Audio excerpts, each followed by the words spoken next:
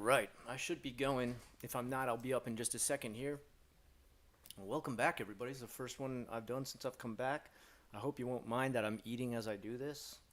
Um, Hold on.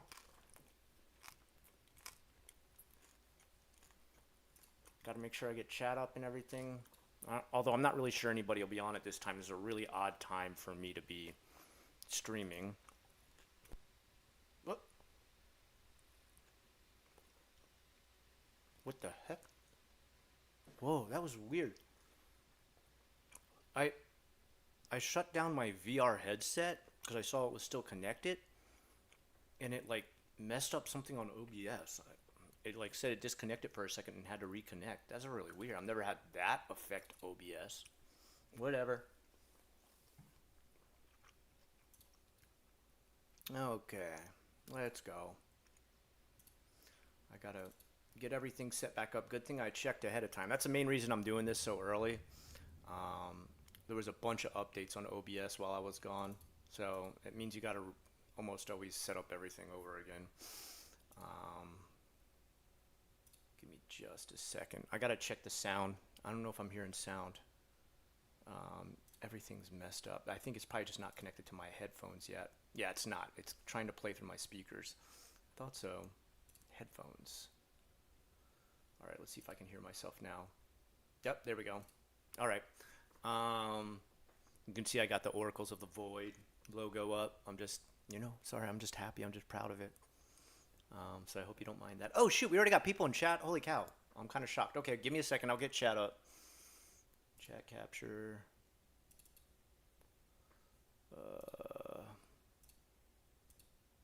Oh, yes. Wow, that is, what?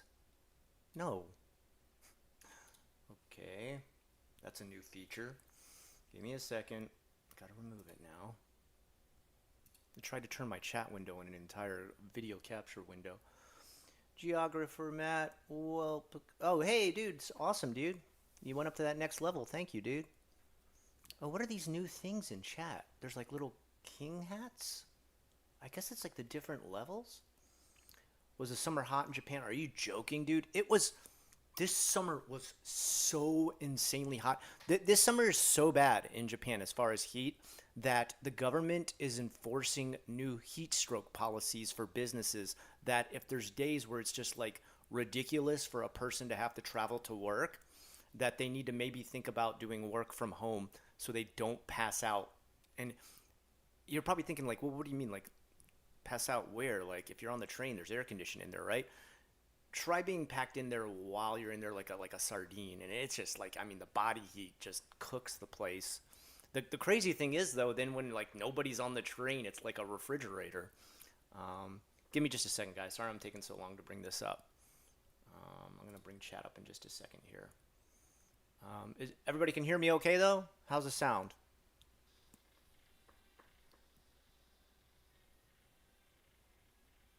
The heck is that? That was the longest play out I've ever heard, dude. What the heck was that?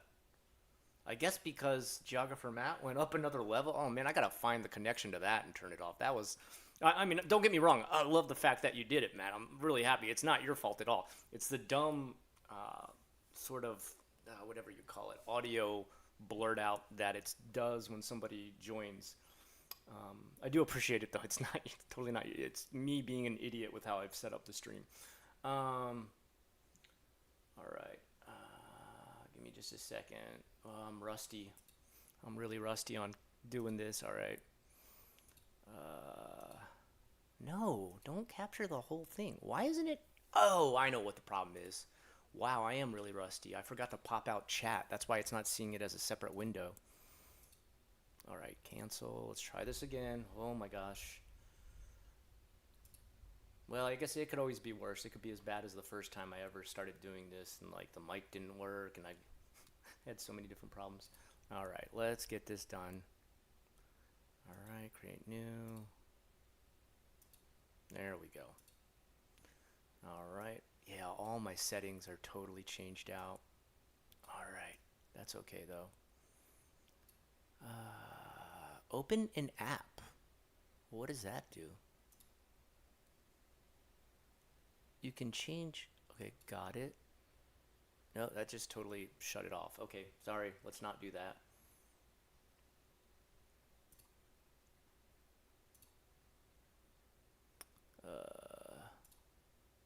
All right, there we go. All right, let's capture that again.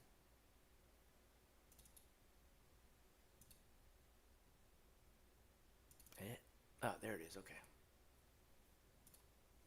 All right. That's kind of a weird shape. All right, I'm gonna have to figure this out. Apparently, like now there's a new app you can get that connects to the chat. Maybe that'll finally let me have things like a transparent background, so I don't have this like. This is so huge though. Come on. Oh, what? I can't make it any skinnier. What? Oh man, YouTube. This is why no one uses you for streaming. Are you kidding me? That's as skinny as I can make it? Oh my god, dude, what?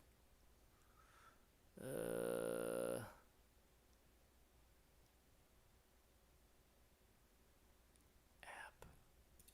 Is there like a secondary app? Acid Stream. Why is it called the Acid Stream? Uh, yeah, I thought that too, Jonah, that I could just touch those three dots at the top and it would let me adjust, but oh wait, no. Oh, I can zoom. That's new. But then does it still force me to have it be this big? Why? Why? Oh my god, dude. YouTube. Ugh. Uh, oh, top fans. All right. I don't like that it says fans. I think people are viewers. I don't consider them. Everybody loves me. Moderation activity?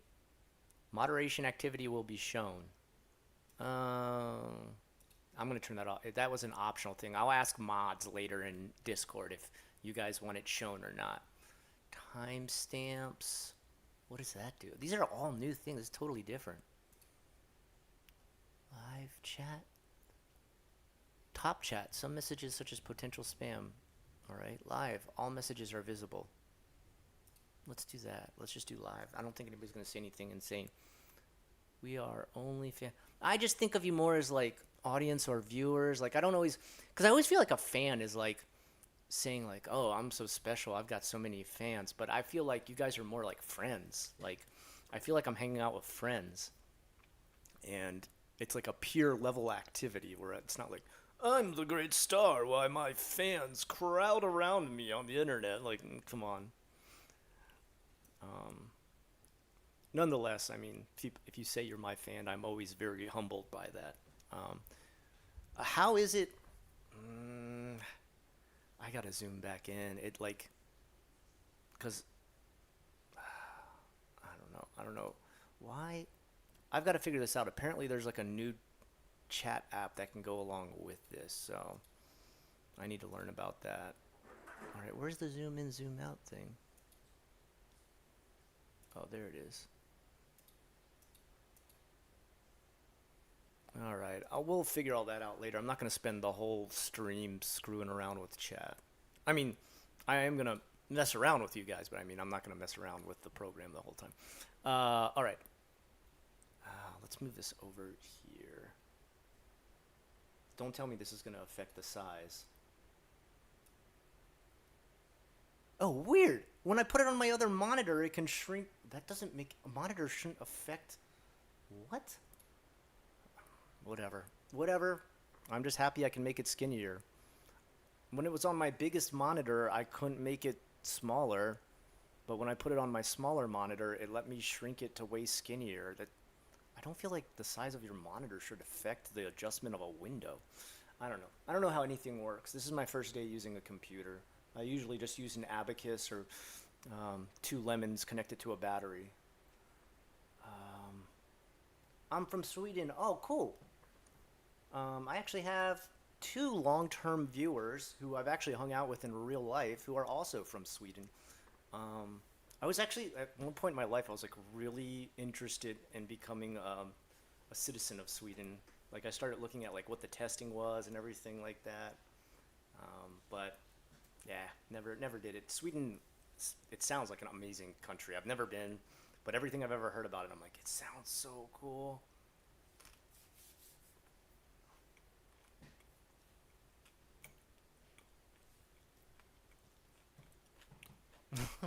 How's Debu-chan? I never thought of calling him that. That's actually pretty funny, dude. If you guys don't know, like Debu is like slang for obese. And don't worry, we're only making fun of a cat. My cat is rather on the large size. No, it's good. That's actually pretty good, man. His real name is Deko-chan, but Debu-chan sounds way better. He's doing great. He spent the whole summer with my friend from school, my best friend, and he's like vegan, and like he really loves animals, and he would send me videos every day. Just he was like loving it so much. I think he's gonna go adopt a cat after this. Like he had an absolute blast hanging out with Deko-chan, and they were like BFFL. I think he's gonna go down to Kitty Town, and yes, it's literally called Kitty Town. That's the adoption center I got my cat at. That he's been convinced to finally get a cat after spending the whole summer with Deko-chan. Oh, good question. So, is this my life? That's the name of the viewer. Asks, is the single tax in Japan true or just fake news? As of right now, it is being considered. It has not been put into effect, but I think you're gonna see like some Japanese people actually get like for real angry if they try to pass that through. I mean, you already have like a job market that works completely against the youth that graduate. If the youth that just finished graduating from like all the hard work at college, and it's hard work in Japan, and then they suddenly start getting taxed because they haven't had a baby yet, yeah, that's gonna go bad. Well, it's so insane to me. It's like, how about just think about helping the people who do have a kid? Like, give their some sort of financial motivation for having a kid, not hurt the people who don't have a kid. Like, think about this. One of the big reasons is it's just expensive to have a kid, right? So then you start taking more money away from the people who don't want to have a kid, so you're further discouraging them. You're like, oh, you think a kid's too expensive? Well, now you're losing even more money to try and save up to have a kid. Like, what? Well, Italy had this same problem a while. Like, this is a long time ago. Italy had the same thing. And they did exactly that. They gave financial rewards to those people who had kids. And there would be like a reward. I don't know exactly the amount of money they had, but it was enough that they finally put it to a stop because there was like reports of people having like up to 10 babies just to get a bunch of extra money. And that solved their population problem pretty quickly. But Japan doesn't seem to get that through their thick Gigi-chan crowns.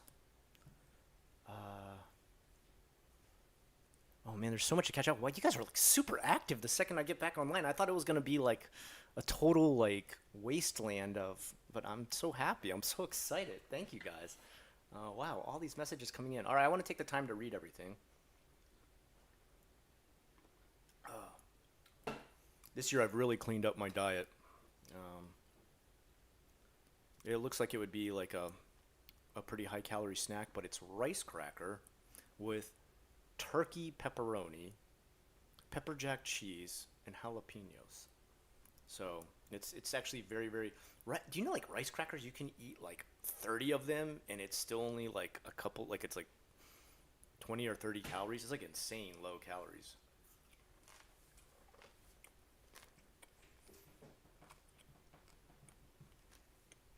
All right,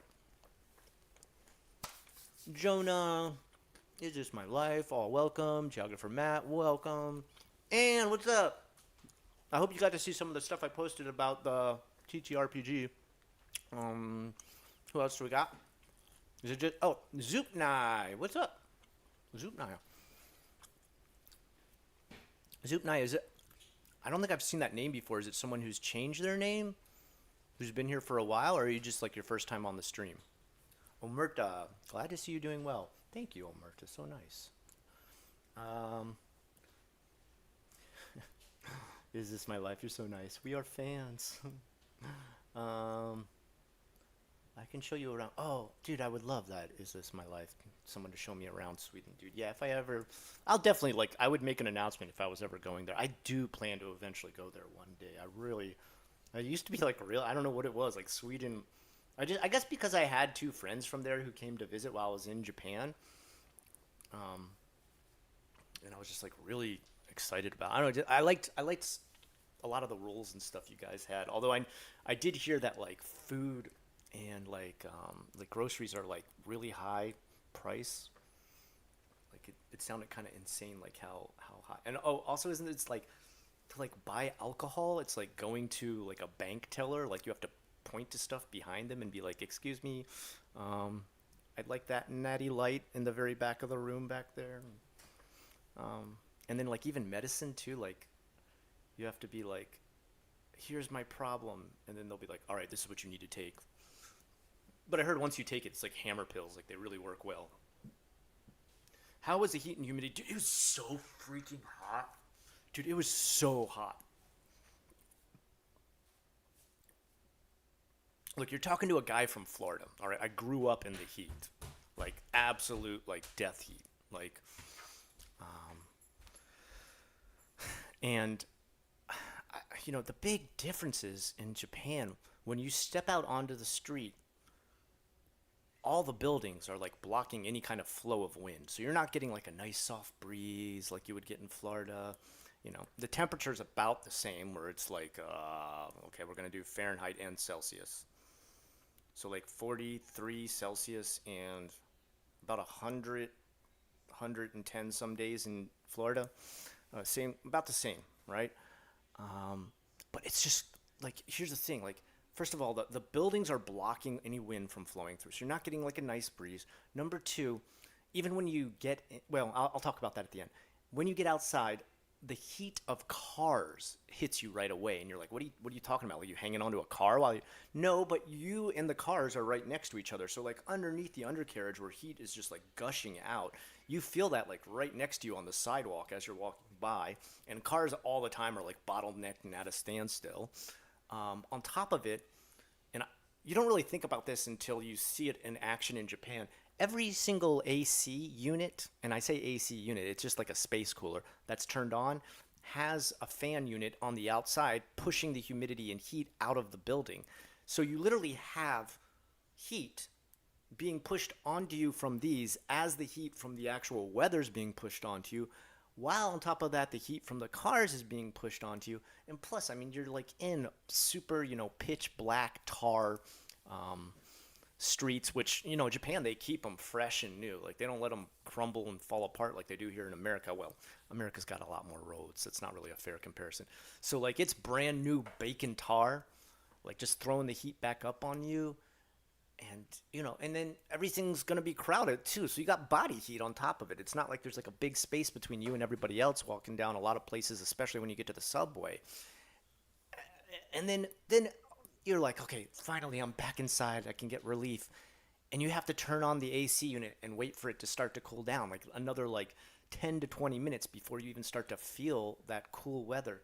I mean, cool weather, coolness coming off of the AC unit. And like, that's one thing that like I think we really take for granted in America. We have central air condition. The second you step back into your house or your work or wherever, you're just hit with cold. It's just nice, fresh, cold air. And you can be like, and that's an amazing thing, dude. Like, I don't know, there's so many things like I no longer take for granted. I mean, just my job alone. I can have my tattoos out, and every place at work has air conditioning. Every building, every room, every hallway, there's like nice, cool air. And like that, I tell people about that. They're like, was it harder to teach in Japan? I'm like, I don't know if I'd say it was harder. I would say it was way more uncomfortable. And it's like, why? And it's like, Well, I mean, like a lot of classrooms didn't have air condition. They just didn't. They're like, "No, where? Like, was there like a really poor area?" And I'm like, no, that's like every public school almost. No air condition. They're like, don't people faint? Like, yeah, they do. Sometimes an ambulance gets called during sports day practice because a kid passes out from heat stroke because there's no air condition, there's no recovery. And then during COVID, you had to wear the masks like on top of it. Like, I'm not complaining about wearing masks. I'm just saying, like, in that kind of heat and also wearing a mask, like, oh my God, you just feel like you put your face into an oven. Ugh. All right, I'll stop complaining. I'm sorry. Uh, dude, is this my life? Dude, about that, you just said like a Big Mac meal is like $9 here. God damn, food is cheap in Japan. I was there for 2 months solid. All right. I bought every little toy, every little book, um, every little action figure that I wanted. I bought myself breakfast and lunch every single day and took my family out to eat quite a few times. I spent a total of $700 the whole time I was there. $700. And like I lived it up, dude. Like we were going to like roast beef and steak restaurants and stuff like that. Japan is so cheap right now. So cheap. Oh my god. Dude, the Dark Souls books, the Dark Souls art books, I had wanted to order them for so long on Amazon, and you're looking at, depending on which one it is, it's 40, sometimes up to $60. I bought Dark Souls 1, 2, and 3 art books for a total of $45. All three together. I mean, they're all separate books with hardcover and everything. And I bought the new Elden Ring Volume 3 book too. Oh my god. It was that one's huge. That one's like this thick. It was like $30 in Japan. Dude, you that's one thing you feel really rich when you go there, dude. It's so different from 2007 where everything was ultra expensive. Thoughts, ideas, and what? Yes, the row of AC units in a concrete village. Yeah, man. Yeah, exactly. You don't think about that until the first time you walk past like 6 units just gushing humidity onto you, where you're like, "Oh, I just want to get back home." All right. Hey, Marcus, welcome. Me viewer too. Glad to see you back, man. Meadow, what's up? All right, all the old timers are back on. This is awesome. Dan Lee. Wait, I didn't invite you, Dan. Who said you could come onto my stream? Thanks, dude. I didn't see your message until now. Nah. If you don't know Dan, go check out his channel, Cursed Urban. We're BFFL IRL. Don't ever do that again. Yeah, actually, him and I have been working on some ideas for some scary stuff that we've been going back and forth on. Okay, so let me just get a heads up. So sound's coming in okay and everything like that? Just want to make sure everything's good. This is my first time using everything since there's been a massive update. Isn't it only yeah, Marcus, yeah, of course, you're totally right. It's cheap because of the exchange rate. You got it exactly. Well, I will say though, man, like McDonald's is so cheap in Japan. Family of 4. If I buy them all meal sets, you're looking at a total of $20. And I just feel like that's, their drinks are smaller. Like a large is like medium size there. But I mean, you could, every once in a while, my son would be like, "Can we have McDonald's?" It's kind of like a special treat. We don't often eat McDonald's. I'm like, "Yeah, dude, I'll go get it for you right now."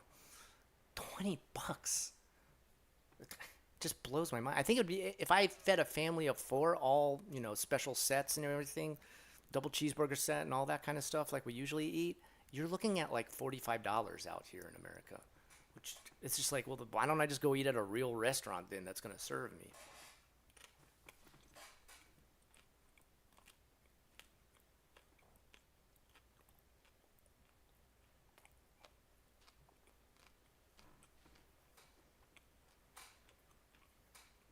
God, only 700. About Nanaman a month, man. That's cheap, dude. I paid about Nanaman. I want might have been Nanaman Gosen, maybe. Brodo, what's up, dude? Nice. Thank you for picking up the Kohai apprenticeship. Um, that music, dude, it's gonna kill me. Why is it so long? Okay, just so you know, when I first added that, it was like a really short sound blip. Like it was like dun dun dun, and that was it. Like now it plays like a freaking entire song intro. What the hell is this? I gotta get that thing taken off. That thing's ridiculous. All right. Anyway, I feel like every week here in the U.S. they are jacking up prices. I feel like that too, man. Like I feel like it's just getting like more and more ridiculous with the prices. Like I don't know, man. I feel like something's got to give on that. Like it's nuts. Um, but I will say, like, and like my house isn't huge at all. Like my house is like 1,500 square feet, so just like an average size house.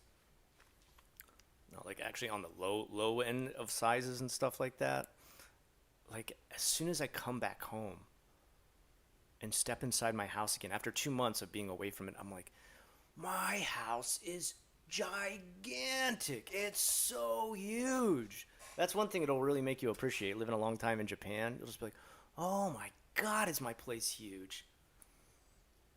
Um, this place is so tiny. We've got like one of the bigger places too. It's a 4 LDK, which that's like, I think it'd be rare you could find something bigger than that in the heart of downtown Osaka.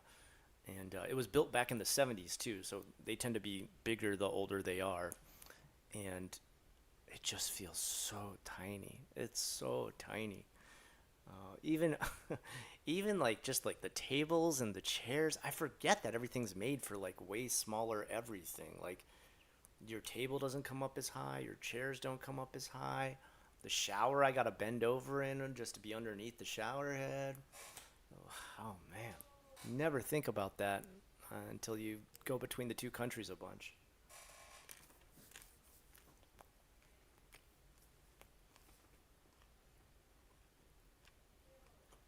Oh, no, go ahead, me viewer. If you got like a serious question, go for it, dude. I'm always up for it. Um, I love just chilling with you guys, but I also always love to get your questions, of course, dude. Plus, sometimes you guys ask stuff good enough that I'm like, damn, that's the next video. Thank you. Deco's doing great. He was taken care of by my vegan friend, Mr. Howe. Um, as I was telling the audience earlier, he sent videos every day of like, this is us napping together. This is me giving him a bunch of smooches. They really had a good time with Deco. Um, I actually, it's funny. He knows like a lot about taking care of pets and stuff like that. He's just really into animals, being vegan and all.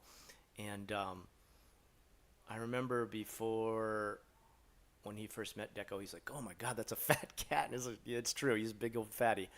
And he was like, "I think like there's like this food and stuff that can help them lose weight, and this one doesn't have as much filler and stuff." And so I said, "All right, I'll tell you what, man. During the summer, just send me a bill for anything you buy that you know will help him lose a little bit of weight, because I know he's getting too fat, dude. I know he is."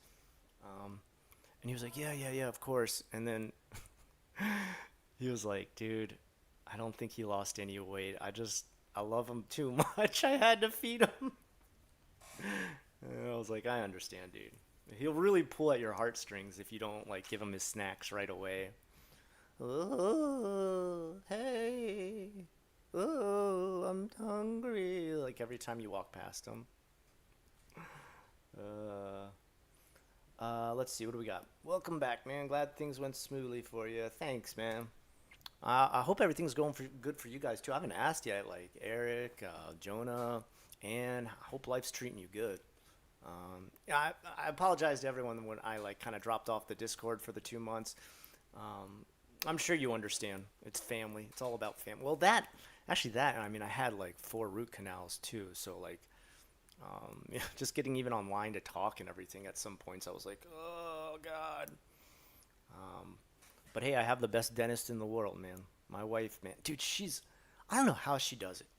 Like, before her, I just saw like pain when it came to any dentistry work. When I first had a root canal, I was pretty young. I was like only in, I want to say first or second grade. My mouth hurt and bled so much. I remember going home and like my mom having to stop so I could spit blood out on the side of the street because my mouth was just like so jacked up. And maybe the dentist just sucked. I don't know. But I just absolutely connect pain to anything going on with dentistry. Everything I have ever had done by my wife is painless. And she even does stuff, and I mean, this must be like a Japanese style thing to do, where she'll check what your weight is for the Novocaine that she's gonna pump into your like mouth, gums, lips, whatever. Um, and it's timed and precisely given to you so that by the time you leave, your mouth is okay again. Like the numbness has gone away and you can eat and talk and you're fine again. And I mean, I remember when I was a little kid, like just being like, oh, great, my mouth's going to be numb for the rest of the day because I went to the dentist for, you know, something like pretty brutal. And my mouth would be numb like all the way, like I'd go there really early in the morning at 7 a.m. By the time it was like lunchtime, 12, 12:30, I could barely eat because my mouth was so numb and jacked up. With my wife, it was just like everything painless. I don't know how she does it, man. From what I have heard, though, when she's done a bunch of dentistry on other friends, like of mine, when they would go back to America and go to the dentist, they'd be like, who made this fake tooth? And they'd be like, oh, I don't know, my friend back in Japan. They're like, it is a masterpiece. Like, I will say one of the hardest parts, though, and I'll get back to your questions. I'm sorry I'm so gabby right now. Um, I had to wear like so. I got all these are zirconia teeth now, and they feel amazing. But before I had these, like you had to wait like a week. It was like a week or two. It was almost about 2 weeks that I had to wait for them to be made. I don't know why the process takes so long. I'm sure there's some really good reason because Japan's fast as hell with everything. I had to wear these temporary teeth that are like one size fits all. So first of all, I just have these big ass teeth in my mouth that look like xylitol. You know that gum. What is the one that America's equivalent isn't called chiclets? Like is a big white chunk of bubble gum, and they just look like all my teeth were like chiclets or xylitol. I look like a cartoon character, and these teeth would not stay in my mouth at all. It's because they're not made to fit everybody. They're just kind of like they're just a temporary tooth. And oh my God, I kept losing them over and over again. It was like the most uncomfortable thing ever. Like, and I'm not eating crazy stuff. It'd be like I bite into bread and the teeth come out in the bread. And, luckily my wife's the dentist, so she just goes, grabs her, whatever the hell it is, tooth cement, and then immediately puts it back in my mouth. So I'm okay, but ugh, they feel so big in your mouth, like just massive and literally like overlapping the back of your gums, and you wouldn't think that's like such a big deal, but oh, your mouth feels so gross like that. Your tongue can't even rest in your mouth properly. Like I'd wake up with a sore tongue every day. Ugh. Do not recommend. Everybody has to have it if you're waiting for a certain type of teeth to be made. So, um, okay, I'm gonna get to everybody and answer everything, but I want to go with me viewer here real quick. So you were teaching in Japan and stuff. Then why are you teaching in the USA where teaching pay sucks? Couldn't you find a different job to pay the bills?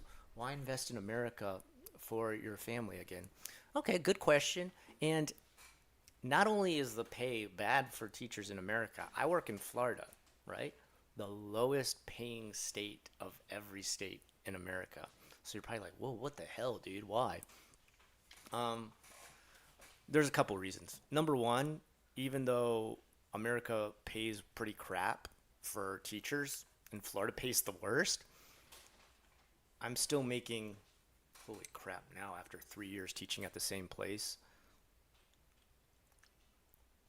I make double what I made in Japan as a teacher in 2 weeks for what I would make 1 month in Japan. So not only do I make double what I used to make per paycheck, I'm talking every 2 weeks per paycheck. And that's so I'd make about, 2,000, sometimes 1,500, depending on how the pay was. I mean, here I make anywhere from 3K to 4K per paycheck, depending on like what extracurricular activities I'm currently volunteering for. And that's every 2 weeks I get that money. And in Japan, that would be only once a month that I would get that money. Japan pays really bad for teachers. Now, it was pretty decent when I first got there. Um, I actually ended up working night shift for Nova for a short time before they went bankrupt, and that paid about the equivalent to about 3,300 per month, that's very high for a teacher, for a first time ever teaching. Um, and after Nova shut down, I had to keep finding a different job and stuff like that. The pay's just gone down. You would think it would go up and up and up, right? As everything gets more taxes. I think like food is up to like 11% at this point. It's predicted to go up to 15% for all food in Japan as far as taxes are concerned. No, the pay was just getting worse and worse and worse. By the time I left, I remember I was looking at jobs before I would go. Um, and it was like down to like, I mean, maybe $2,000 a month would be like the best pay you could find for a teacher. Aside from like, obviously there's an exception to that rule, like private academies and stuff like that. And then on base, military base teaching positions, which obviously pay a ton more. Um, but if you're wondering also why that's the only career I went into, it was really the only one I was able to do. Um, I don't have a license in anything else other than teaching. And I know people are like, why don't you just go do something else? Like, you love video games. I mean, you have to be fluent at Japanese, man. And look, I can probably speak at a middle schooler's level. That's probably my level of speaking. Um, Reading, I'm awful. I can't read very well at all. Um, why? Because I just suck at memorization. On top of it, one of the hardest parts for me too, and I didn't really realize that until now when I'm back in America and I'm still studying Japanese. I have a tutor that I talk to every Sunday. I take a Japanese lesson to continue to build my speaking, grammar, vocabulary, etc. Um, I was finally able to get on ADHD medicine to correct my ADHD. In Japan, I can't get it. They won't even prescribe it to you in Japan. And I just struggle. I have dyslexia and ADHD, and I just like me getting better and better at it it was a battle. It was a hard, hard, brutal battle, and I've gotten better, but I notice now that I'm able to take the proper medication and then have a one-on-one tutor. I've started learning it at far more accelerated rate. Like even now, I had kind of given up on kanji, and now like my new teacher, like she's got me convinced that like she's like, I think you can be like at a couple thousand kanji by the end of this year.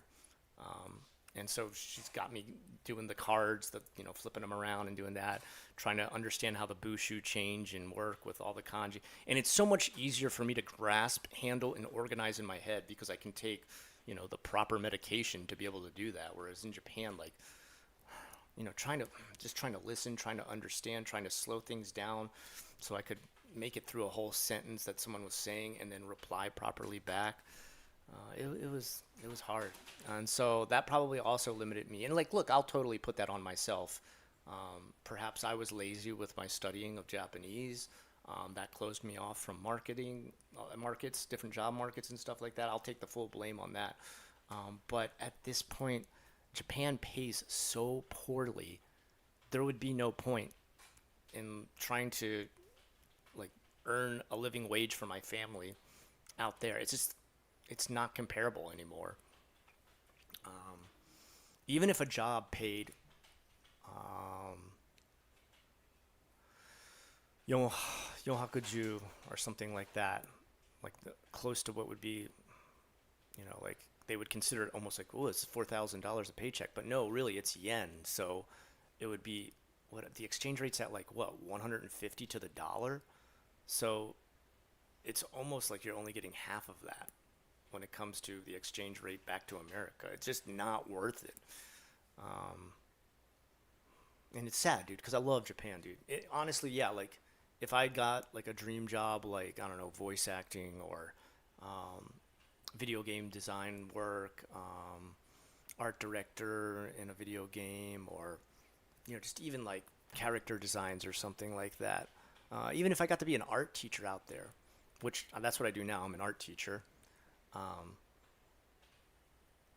it would make my job life much better because I'd be doing something I love, but the pay would just be so bad. It would, you know, you're working more hours too. Like, you're staying at a Japanese job longer than you are at an American job.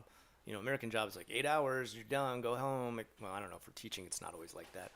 But, I mean, there, you'd end up putting in, a lot of 12-hour days for a salary. And that salary doesn't equal paid by the hour. There's no bonuses for being there longer.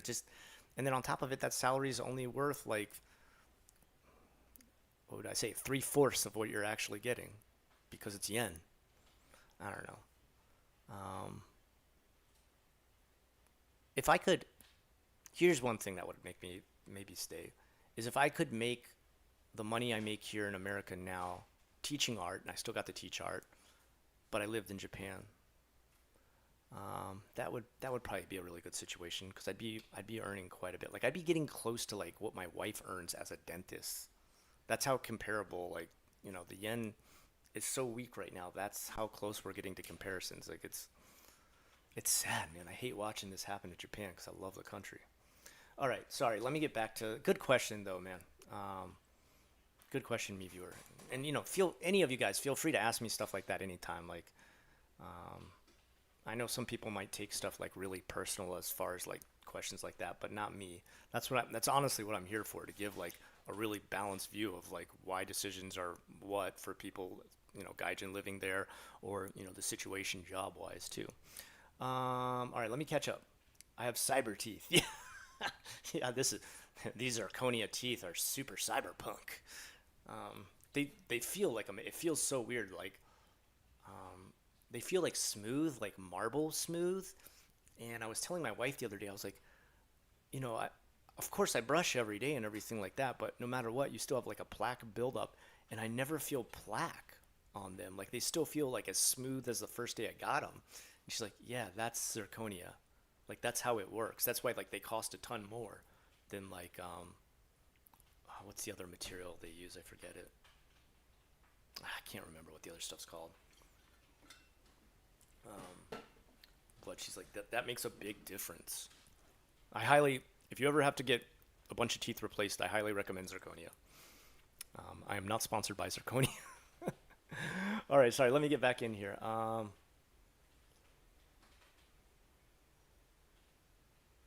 Okay, Nisbet. What? The first name Renee's Renee? Is it Renee? Am I saying that right? I'm being serious. Like I don't want to mispronounce it. Um, I'm gonna just go with Nisbet right now. But if you get a chance, could you uh, phonetically show me how I'm supposed to say it? But good question. You got a good question here. Let me get into it. I've been watching the Dark Brandon YouTube channel. He/she/they have been pushing a lot of content to combat the red/black pill community. Okay. Um, oh wait, the second question's the same. It accidentally went through twice? It's okay. I understand how that happens. Um, oh, okay. Is it a question or like you're just telling me about that? That's cool. I mean, honestly, I am very anti red pill, black pill stuff. Like, I really, especially black pill, where it's just like almost like a Nietzsche type view on life on a nihilistic level. Like, I don't see what the point is of doing that. You know, but everything's a waste and you're gonna die. Great, awesome. Guess what? You get to be dead for eternity. You only get to live for a very short time. Like, why are you focusing on that, right? Like, I never understand that whole concept of like, doesn't matter anyway, we're gonna die. Or just like, everything's against me, my job's not worth it. All right, come on, man. Like, control yourself then. Make those decisions that like get you. I mean, like, same thing here. I came back and like I knew I wanted to like, use my teaching license, but my dream was art. So I pushed for that right away. Like if anything opened up, I told my principal right away, I'm like, if ever possible, like if an art position ever opens up, art is like my dream job. Um, and she was like, all right. And then I painted like the walls of the school after she asked me to do it. And I guess after she saw that, she's like, oh, you really can be an art teacher. Okay, well, we've got to push you into art then. So I went straight from ELA into art instead. And it's just taking the initiative. You can get yourself, where you need to get to if but you gotta take some kind of initiative yourself. You can't just be like, the whole world sucks and it's against me. It doesn't matter anyway because I'm gonna die. Come on, dude. And then the red pill stuff, I just feel like the biggest problem with that is it gets like, um, and I'm not saying this only about men. It's really on both sides. It just gets into like man hating or woman hating, like are blaming everything on like a very limited set of things or rules or corporations or people or sex or religion or what. I hate that kind of stuff. Like, dude, come on. What are you just gonna make a blanket statement about everything? Although I will say corporations are kind of evil. I don't think there's really much defense for them. What happened to Osoroshi Knight's channel? No more updates. Yeah, I need to update it. Marcus, I'm sorry. That's me being lazy. I did really take quite a break from YouTube. I will say, like, the thing I'm most proud of is that I finally finished writing this book. But man, I got like ultra focused like I've never gotten focused on a project before. It was I couldn't believe I kept pushing through it. Like when I first got there, it was hard to get motivated. Like when I first got back to Japan, because I was like just wiped out. Like for the first week, I was just like, ugh. Like staying awake just felt like awful. I guess my internal clock circadian rhythm was like just all screwed up, and I thought like, oh man, I thought I was gonna use this whole summer to write, but I'm just being a lazy mess. What's wrong with me? And then the second week started, I was feeling normal again, which of course it's always gonna happen, Scott. You're gonna go back to normal after that. And my friend, Mr. Halligan, he had been writing his own book, and he was like, "Look how much I got done this." And I was like, "All right, I gotta. This is my competition. I gotta compete with him and see how much I can get done." And then we both got into kind of like a back and forth competition of how much we were writing each day. Were you gonna ask something? Oh, okay, okay. And I mean, it felt great, dude. Like every time we were making like big leaps of like, I finished a whole chapter today. I got this whole section done, and man, you need people like that in your life, dude. If there's like any big project you want to get done or some kind of job you want to shoot for or some kind of goal or bucket list you have in life, find yourself a friend or group of friends, kind of like the mods on our, sorry, bad case of the burps. Um, as I was explaining in the video I put out today, like the mods here, kind of like they were also a push to get me to finally finish it. You need people like that in your life. Like strip away all the naysayers, strip away like anybody who's like, oh, I don't know, man, that sounds kind of silly, or really, you're gonna waste your time on that? Nobody's gonna buy it. You know what? Like maybe no one ever buys my book. That's fine. I finished it. It's an accomplishment for me.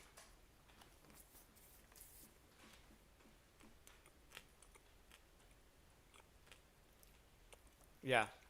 See, Aaron says right here, the pay for teachers in Japan isn't good at all. Not only is it not good, it's gotten even worse. Like it's insane bad. Really? It really got even worse? Mm-hmm. Oh no. Maki, by the time I left, it was paying anywhere from 2,000 to 1,500 for a month. Huh?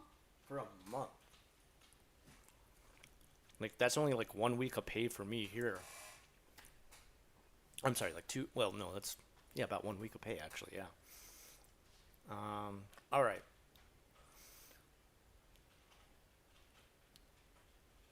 I was making. Whoa, dang, Aaron, you making some mad cash. Gojumon.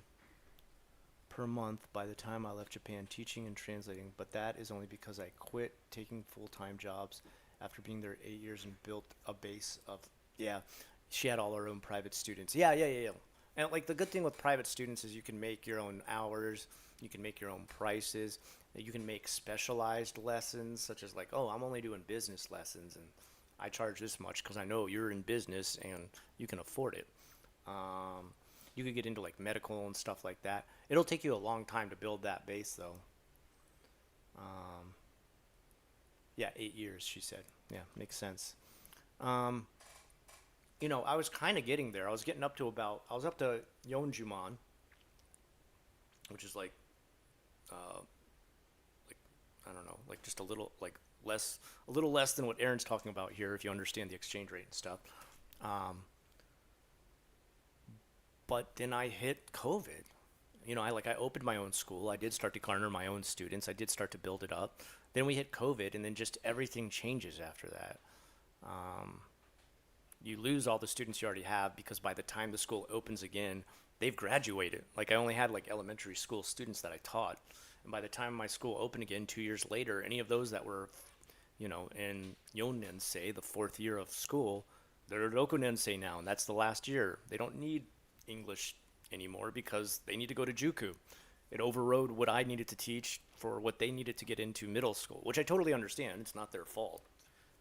But it was very unfortunate for a guy opening a school as a major pandemic hits. Um, don't blame yourself if your Japanese isn't the best. Well, I mean, I could always study harder. Uh, I'm doing good now with a really regimented schedule and having my tutor every Sunday. And I chose one, like I started out with one she was all right, but she missed she missed one lesson, like she was like late to one, and then the last one I ever didn't, I'd say the last one I ever took, she didn't actually show up for one. And I was just like, what the hell? I mean, she was an elementary school teacher, so I thought like that would be good because I can learn a lot of the same vocabulary that I would actually use in everyday life. But I don't know. She was, oh, what am I getting? Oh, Prota's sending me messages through Steam. Um, but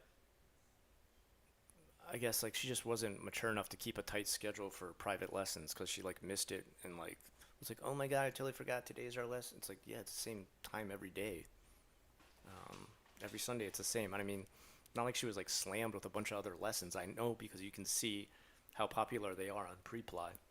Whatever. Um, what is the 240-gram burger price in Japan? Uh, what? I've never heard of that. What's the 240-gram burger? A lot of the times you gotta understand those. Like, Japan has kind of its own stuff. They don't always like have the same stuff as America, and they also add weird stuff. Like they'll be like, this month the Hawaiian burger and also the Texas burger. And you're like, what the hell's a Texas burger? And they're like, bacon and ranch on the burger. You're like, nobody in Texas is making a burger like that. Where'd you come up with this idea? Like, nope, it's definitely the Texas burger here at McDonald's. You're like, what? Um, Open a specialized art school. I'm sure Japan has plenty of manga and anime styles, but do they have style you're into?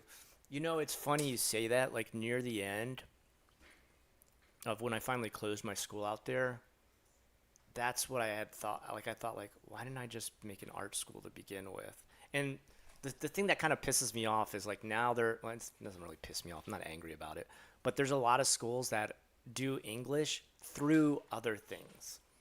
Um, English through Minecraft, English through art. And these are things I actually tried at my school. And then I'd have parents sometimes complain, they'd be like, why is my kid playing Minecraft at your school? And I'd be like, well, actually, there's educational Minecraft. That's everything you look at, touch, and grab. It'll say the word in English. So they start to understand like a lot of these common everyday words I can learn by playing this game. And now there's like schools dedicated to that in Japan where they're like, we only use Minecraft to teach English because there's an educational version of Minecraft, if you don't know that. Um, and it's funny, my wife actually said to me, like, and I always felt like I kind of let her down, honestly. Like, I felt like I was a huge failure because my business didn't like take off and do amazing. And she said, honestly, I think you were like too far ahead.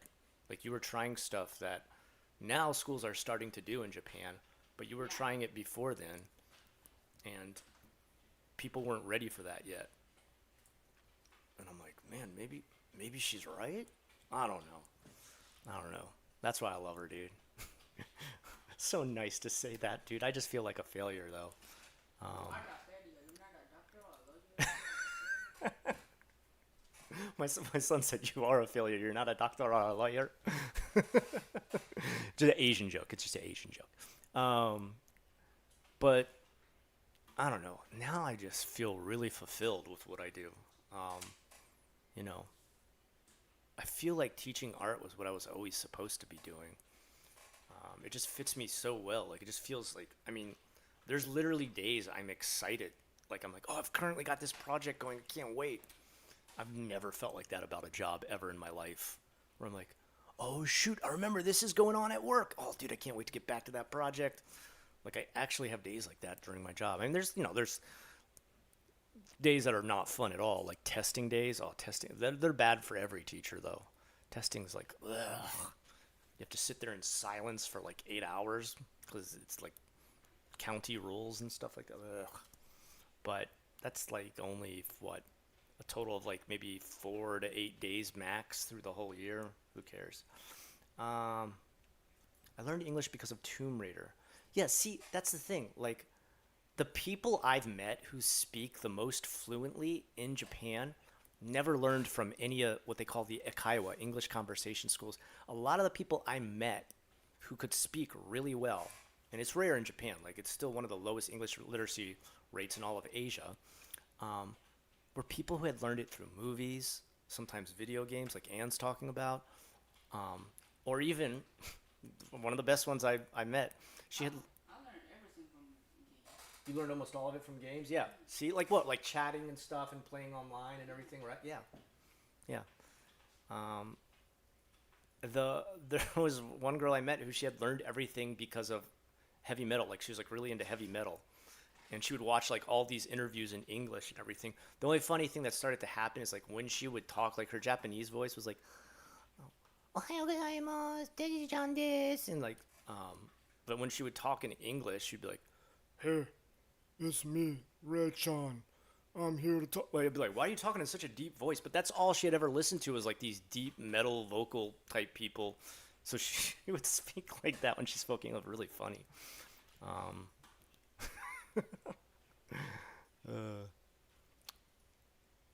do you still teach Japanese? I've never taught Japanese. I wouldn't recommend myself to teach people Japanese. The way I learned it was like a total patchwork. I've kind of gone over the story before. Like I got there and the first company I was part of went bankrupt in 3 months. So I was like thrown to the street because they also owned the apartment I lived in too. And I just had to like learn to put words together to make sentences. The only lessons I had available to me were like these free lessons that were volunteer work done by obachans, which is like, kind of older ladies who would teach it for free at Namba Station or OCAT Station. Um, and they were nice, but none of them were like actual teachers. They were just like old ladies volunteering who were like they wanted to meet foreigners and talk to them. And so I got like this weird patchwork of like old lady Japanese keigo, which is like polite language that old ladies would speak, mixed with like anything I learned off the street of just like meeting people in places like Amemura and stuff like that. So I started with this really goofy, weird, and I still have it to a certain extent. It's like a really mutt type version of Japanese that's between Kansai Ben, which is the dialect where I live there, and the original stuff old ladies taught me, and then street lingo and stuff like that. So it's just really a mess. And that's why I'm still taking lessons to this day, is because I'm hoping to correct that to sound more like a proper adult. Let's see. Cybergoth music, you learn German. Jesus. Yeah, that'll never happen to me. I'll never. I don't know. Like yeah, sometimes I don't know. Like when I watched that movie last night called Best Wishes. Best wishes to you all to everyone. Best wishes to all. Best wishes. That's what it's called. I know there's like a second title for it. They call it To All Best Regards. Um, I could understand that movie pretty well. That was like not that difficult to listen to the Japanese. Um, I think it was just because it was kind of like a simple story.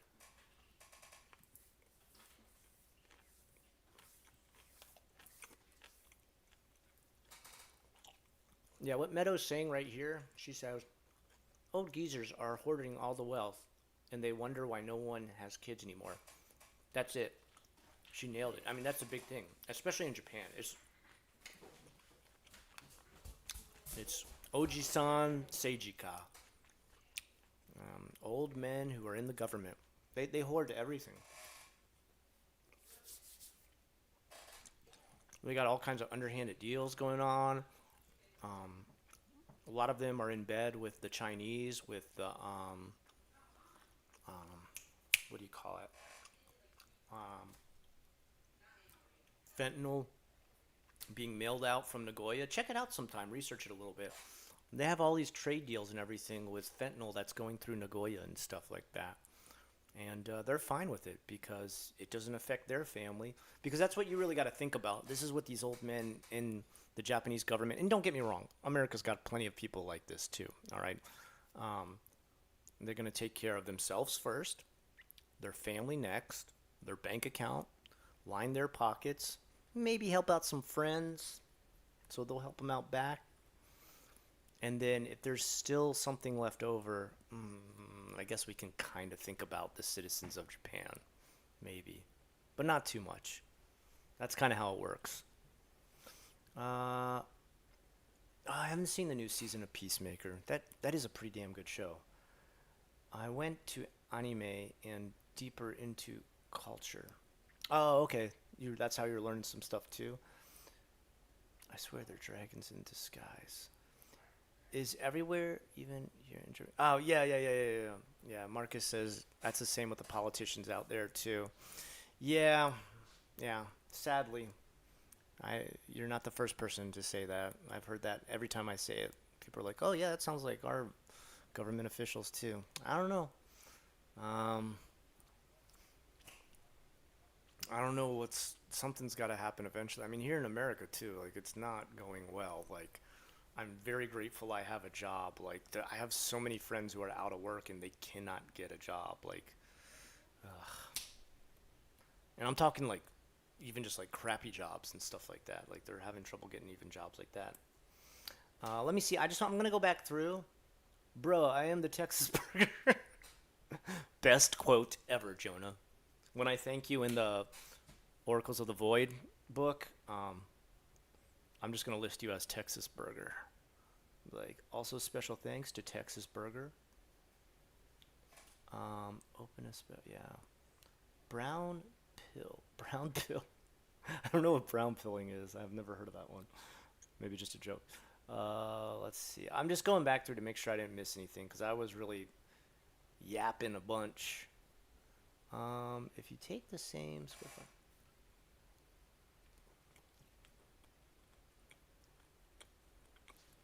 if you take the same square foot house, Japan and USA, why is it Japanese house only fit one bath and two toilets? Dude, that is so annoying about Japan. You say two toilets. Almost every house I've ever been in, even ours, the Ford LDK, one toilet.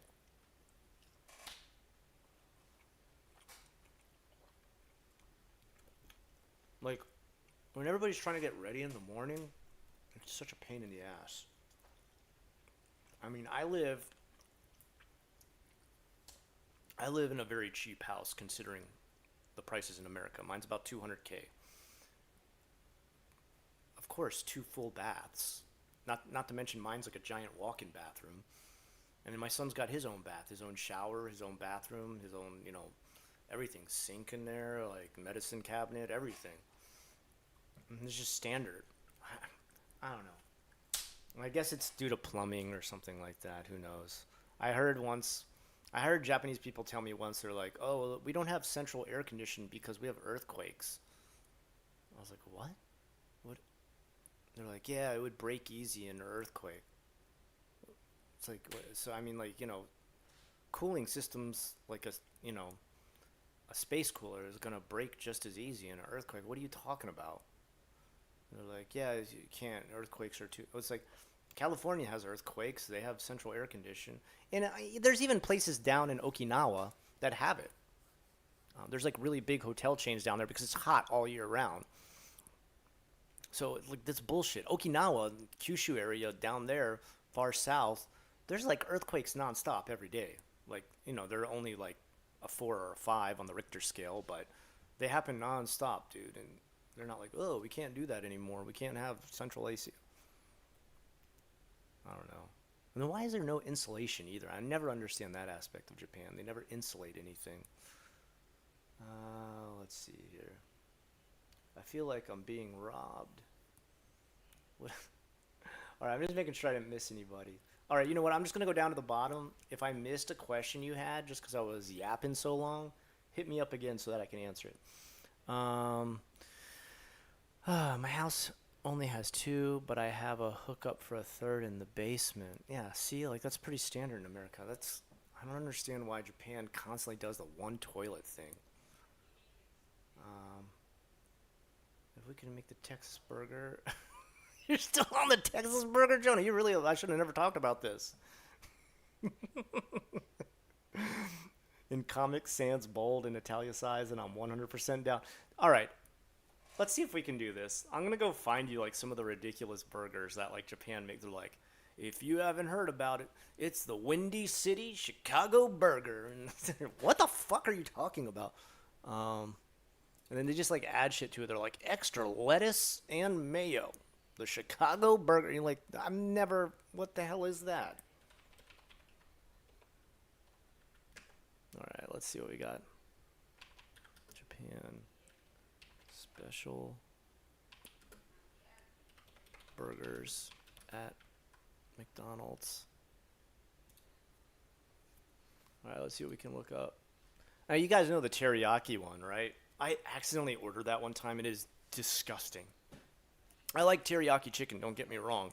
This was a teriyaki burger, and the amount of sauce, like, it was like they just took the whole burger and, like, dipped it in the sauce. It was just, like, sickeningly sweet. Ugh.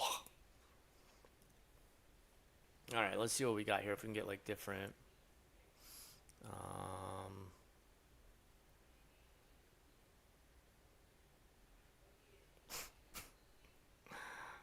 Okay. I don't know, I'm just looking at some of these. Back when they had, like, the ink bun where it was all black. Here, I'll just share the screen so you can see. Give me just a second here.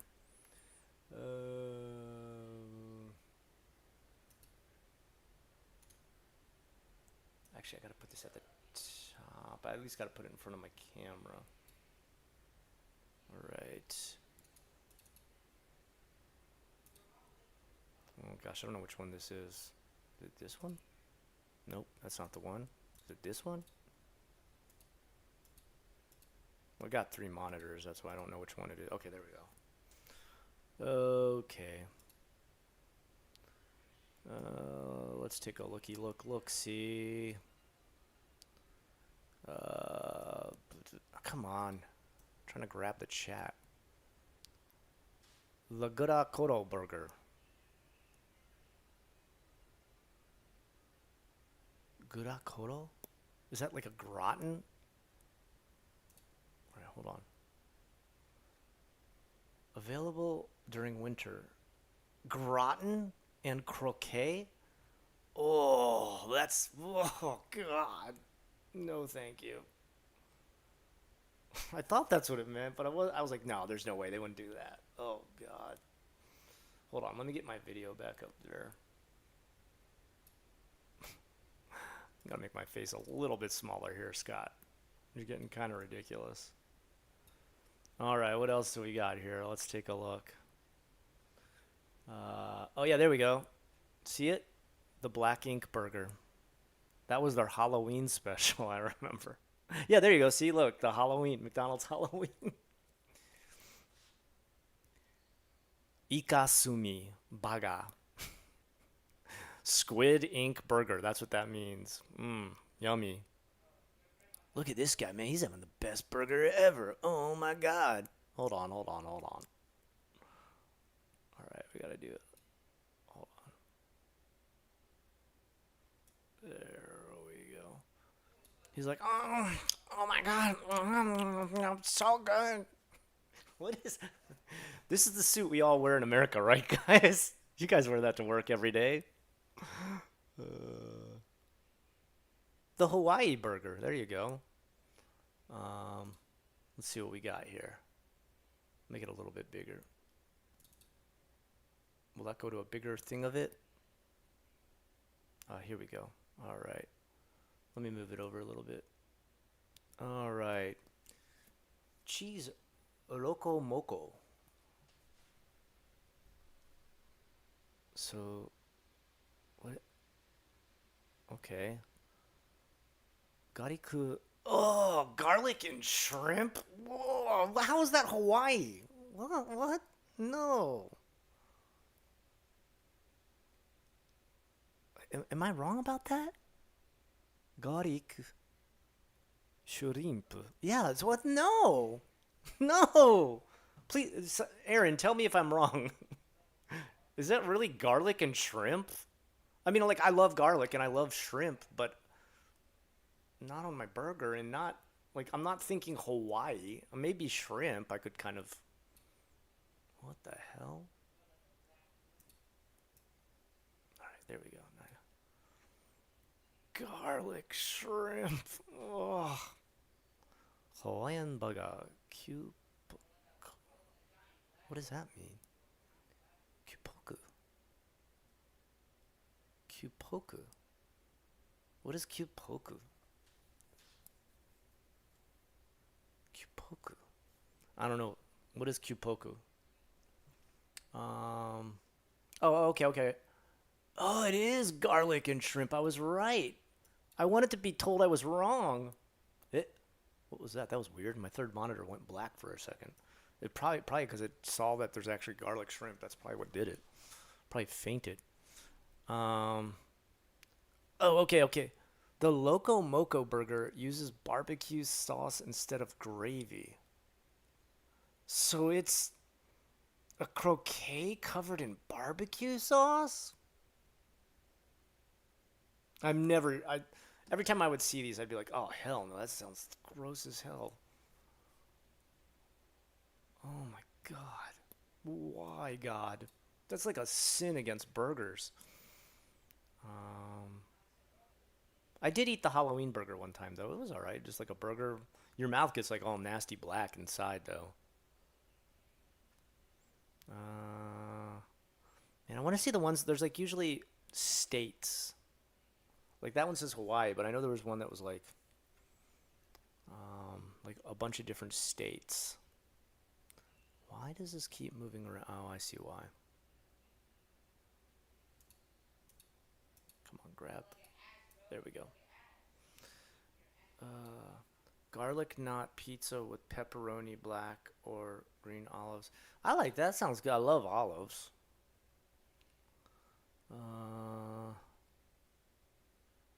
Where is it? I wonder what I got to enter in to see the different states. Like they'll always do one every year almost, where it'll be like, these are the new American state burgers, and they think like each one like represents a different state, and they just like make up. They're like, I think this state eats this stuff. Japan special USA state burgers. Let's see if that works. If this is really boring, we can change it. I'm sorry. I just remember this being something where I was like, what the hell?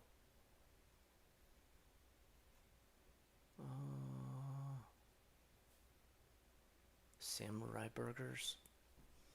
Oh yeah, there's that one that was like super, super, super black.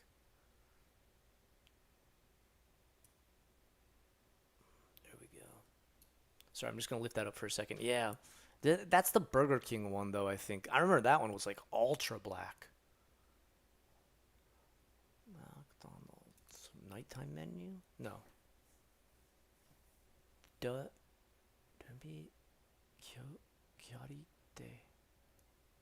Oh, it's written backward. I'm like, why am I having so much trouble reading this? I just realized it's written backwards. All right. Why is it written? Why do they have the bottom part written backwards? I don't understand. All right, let's keep going. What is that one? That looks big. All right. And like just so you know, like for the most part, like most Japanese people, they just order a regular burger. Like they don't get in. They're not like, oh boy, I can't wait for the Texas burger to come back. All right, let's see if they have the Texas one. Japanese special Texas burger.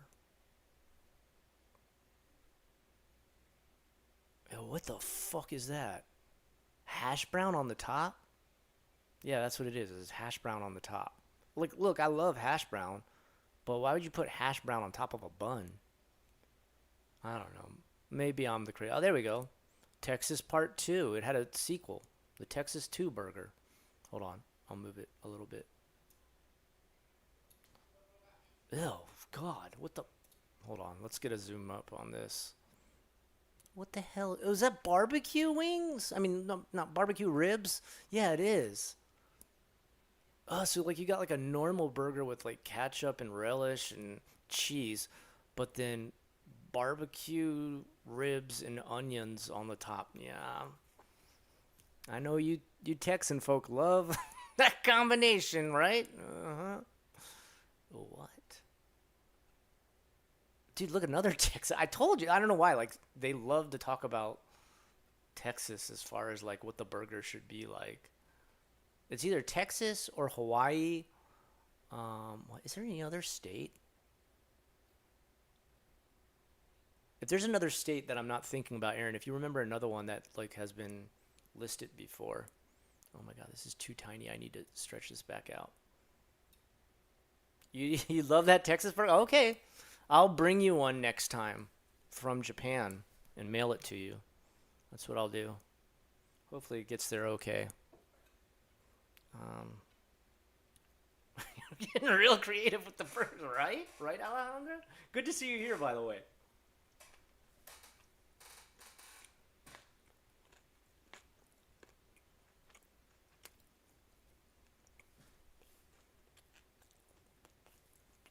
Marcus, thank you.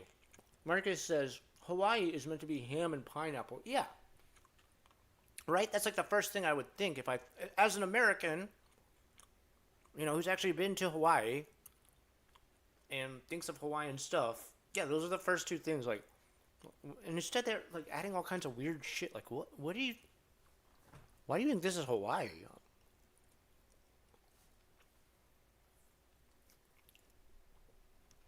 The teriyaki burgers. Ugh. I mean, you know, to each their own. If you love teriyaki burger, go for it. But I accidentally ordered it one time. I was very disappointed. I was like, what did I do? I can't finish this. My burger's not supposed to be sweet. I don't know. Is there not anything else? I know there was another where. There we go. The Lone Star Stack. You know how you guys like it. Oh, shoot, you can't see it because of the chat. Hold on. There you go. Go get your burger, partner. Yeehaw. We love our Texas Lone Star Stack burger. Looking like a piece of toast. Tried to make a burger because he ran out of buns. That's what it just looks like. He ran out of like buns. You're like, oh shit, I already cooked it. And I'll just use bread. The New York burger. There you go. I knew there would be. Yeah, definitely they had to use New York. Oh yeah, isn't there like there's a New York and there's also a Texas one, I think.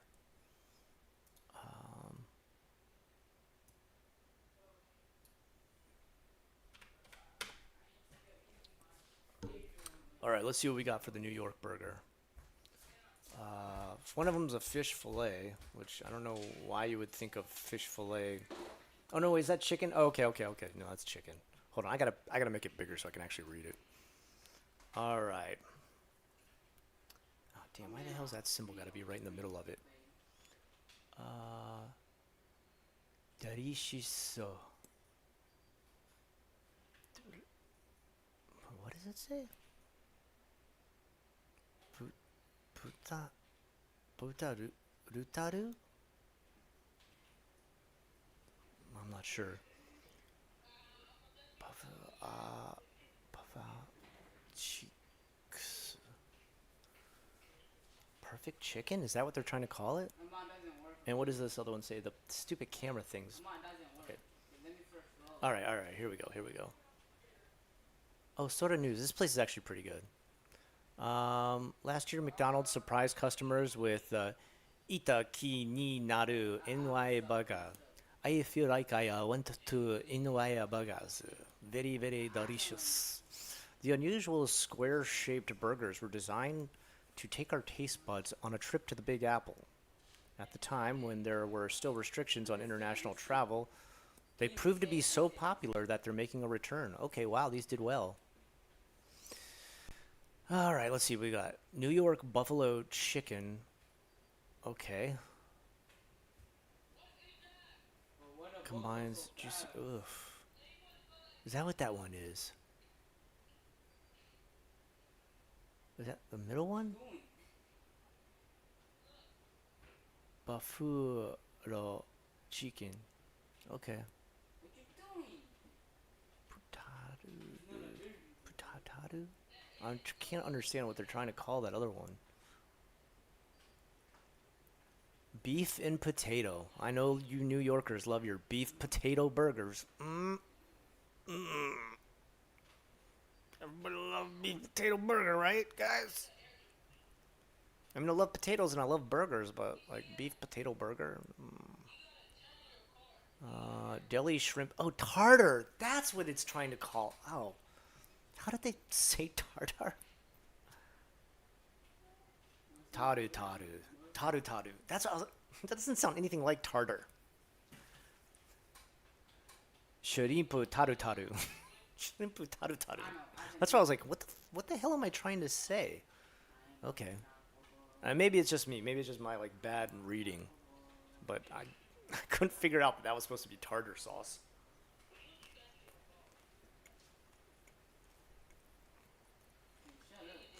How many, raise your hand guys, seriously. How many of you guys, be honest, you take your burger, you put some tartar sauce and shrimp on top, you know, like they do in New York. Okay.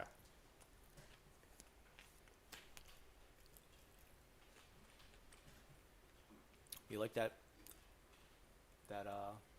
Oracles of the Void drawing? Pretty sick, huh? Alright, what? Wrong one. I don't have enough energy. Not video capture, window capture, right? No? No? Which one is it? But you can't even do it too. What you talking about? What you talking about? Which one You is can't that? even show Oh, me display how to do it. capture. There we go. Alright. Sorry for the sidetrack. I don't know. What put me on that sidetrack? Just thinking of those weird burgers. Every time I would see it, I'd be like, I don't know, man. Every once in a while, I'd ask a friend back home. I'd be like, hey, like, when you're in New York, you put a lot of tartar sauce on your burgers? And they're like, are you fucking crazy? What are you talking about? Never mind. Never mind. Sauteed onions is excellent on burgers. I mean, that, like, totally makes sense. Like, burger meat and onions, especially sauteed onions, goes together incredibly well. I like dipping my French fries in tartar sauce. Yeah, that's okay. Honestly, French fries, I mean, you could dip it in mayonnaise, mustard, ketchup, tartar sauce, relish. Like, that would pretty well work. I mean, you're literally just getting like a salted potato and putting a little extra on it.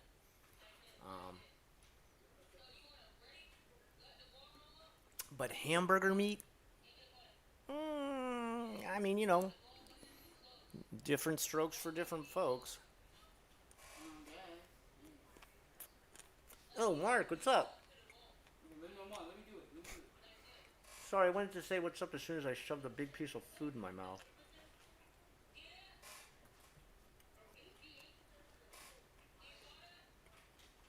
Easy say. Oh, Mark, don't worry about it, dude. Oh, man, you just hit the button on the side. No. I'm never. Ah. I just saw that go off in the back.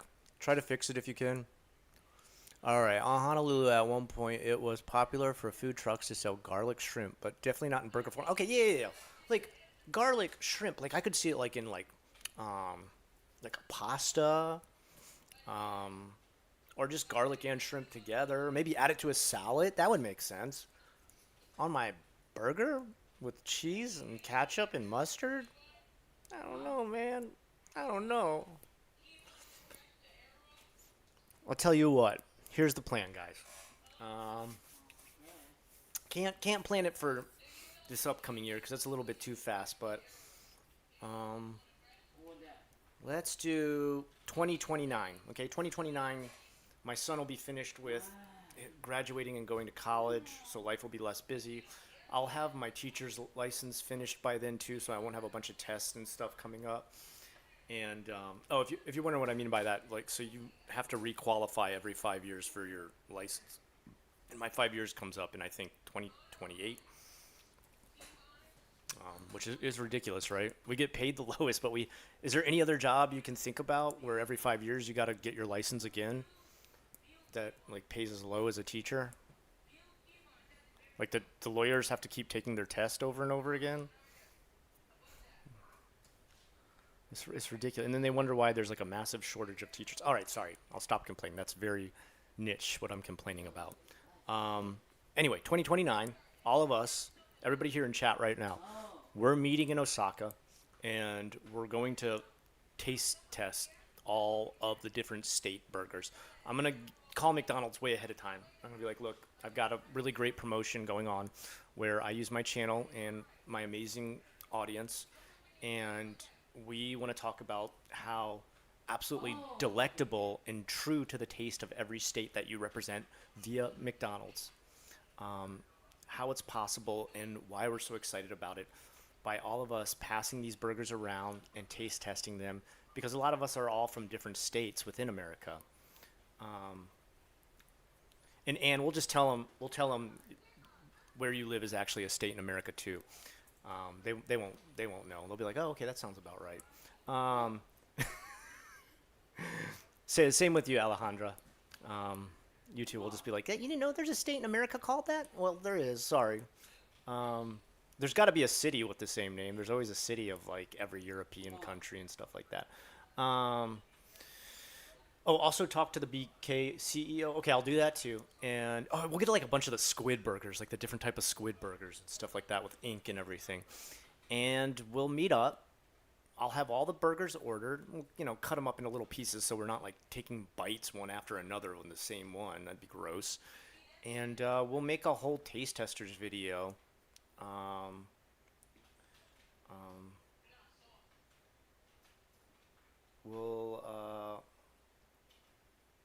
We'll call it Around the World in 80 Burgers. That's what we're going to call it. And so we'll just go through every single burger that represents a different part of America. I think there's sometimes, too, they do stuff where they're like, ho, ho, ho, the French burger. And you're like, what? What are you talking? The French burger? What do you mean? And they're like, well, French fries are made there, so they must have a burger, too. And it's like, Japan, McDonald's, you might want to research that a little better. And then they'll just like make the bun like a croissant. They'll be like, that's pretty much it. I'm sure I've seen some that come like they make it like it's based on Europe or even like the UK and stuff like that. So we'll have to do that.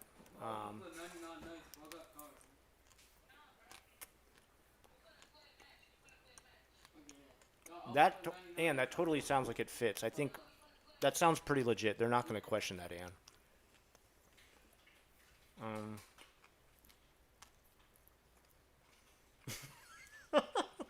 Alejandro starts swimming in 2028. No. And Alejandro, don't worry about. I'll get McDonald's and BK to sponsor this. Well, you know what we'll do?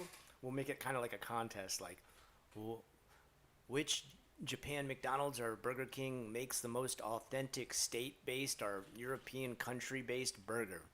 And they'll be like, oh, damn, that sounds excellent. And so they'll probably pay for all of our flights. I don't think you guys got to worry about that. And when we get there, we'll just, we'll make a whole video series. It'll last like the whole summer. And it'll just be us taste testing a different country or state's burger every single day. and giving our 2 cents back on it. And I think what it's going to really do is start sort of like a foodie sort of travel tour going on where people will mainly travel to Japan just to taste the burger that comes from their own state that they never knew existed. They'll be like, oh, damn, how have I been missing all these garlic shrimp burgers and tartar sauce covered hamburger meat in my own country? Surely they're hiding this wonderful secret from me. Now I'm coming to Japan to finally unleash the beast. I see it going really well. The French taco. French taco sounds like some sort of like disgusting intimate situation. I don't want any details. De Unberged. Come on, come on. I like it.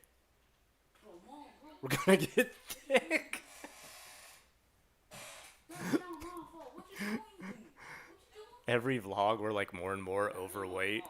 we're like the Nikocado avocado of Japan.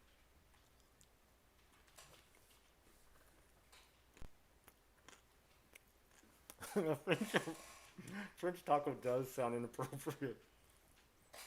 Have you ever heard of a French taco?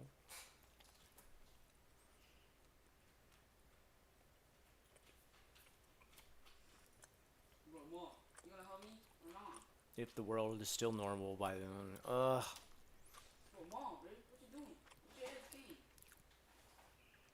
Yeah, I mean, honestly, like, Meadow, you say you love shrimp and everything. Dude, I love shrimp. Dude, I eat so much shrimp when I'm in Japan. Like, you have not, like, and I'm in Florida, we got a ton of shrimp. Like, you can get shrimp at a lot of restaurants here. And it's good. It's good. And, you know, we have some unique stuff like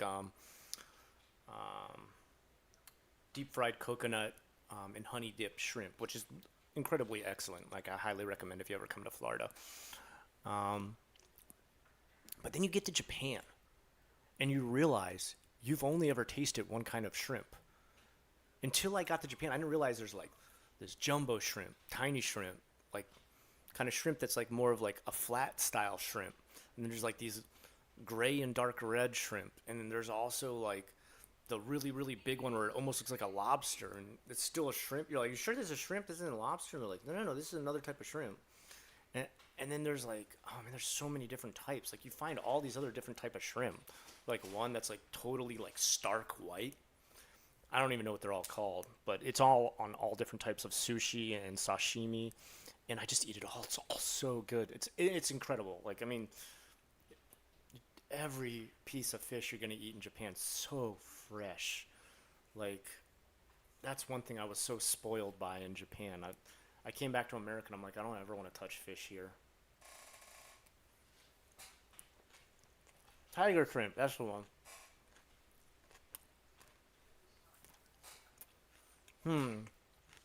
Dr. Omni, welcome. My favorite, probably the jumbo shrimp sushi. If I have to take shrimp out of the picture, salmon sushi, I mean, it's pretty goddamn amazing. Especially, like, the salmon in Japan. Like, I never liked salmon in America. Like, any salmon I ever ate in America, I was just like, ugh. This is, like, tasteless. But I swear, when you eat salmon in Japan, it's like it melts in your mouth. Like, it has, like, this almost sort of, like, buttery richness to it. And it's, like, really soft and just incredible. It's just, like, even, like, when you eat squid or octopus there for the first time and you realize, wait, it's not always meant to be like super rubbery and gross. Like actual nice fresh squid or octopus is like actually soft and malleable and breaks apart in your mouth naturally as you chew it. Doesn't just like feel like you accidentally ate an eraser. Every piece of fish I ever eat out there is just incredible. I mean, fish that I'm just like, ugh, back in America, like you eat it out there and you're just like, I didn't know it could have this much taste, and like nothing's even added to it. Shrimp and asparagus sauteed in butter. Oh my god, that sounds incredible.